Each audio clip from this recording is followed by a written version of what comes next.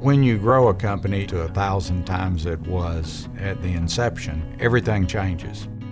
I'm a longtime Arkansas resident. I had a very typical childhood, except I got a very intense exposure to business. A typical day as a 10 or 12-year-old was to work with my father in one of the family businesses all day, and then after dinner go to his office.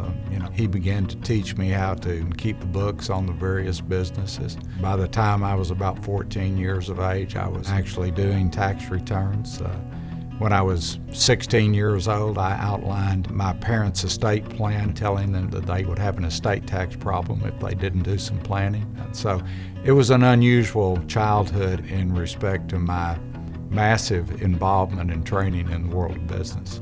Both my parents were exceptionally engaged in the family businesses, so I had two continuous mentors in regard to business and the importance of education and the value of working hard and excelling at everything you did. I went straight to University of Arkansas School of Law in Fayetteville. Shortly after law school, I was working at the Rose Law Firm for about 18 months. I got the idea that I would approach one of the Little Rock Bank and ask for the business. So about midway through my pitch, one of the guys interrupted me and said, "When you decide what you really want to do in life, we want to help you." A third guy said, "You ought to buy a bank. You worked on a bank charter transaction." And another guy volunteered, "We'll finance you."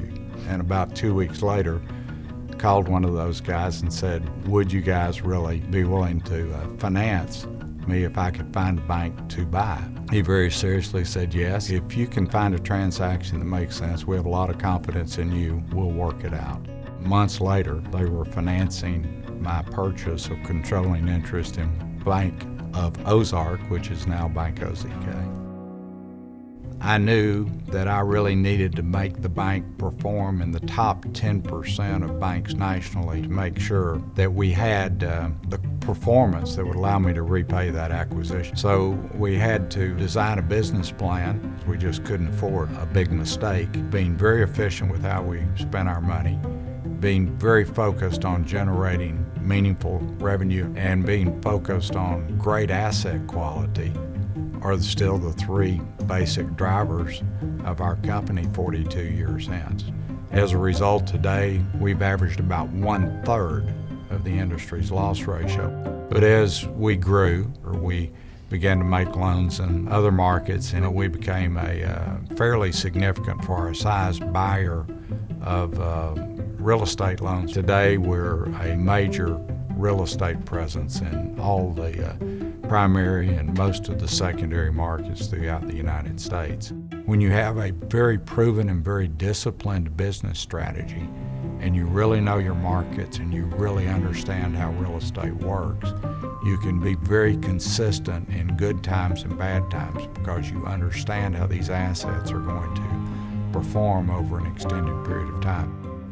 It probably seems a bit optimistic to say that our best days are ahead, but I really do think that the 42 years I've spent in this job has prepared me and our company for the future.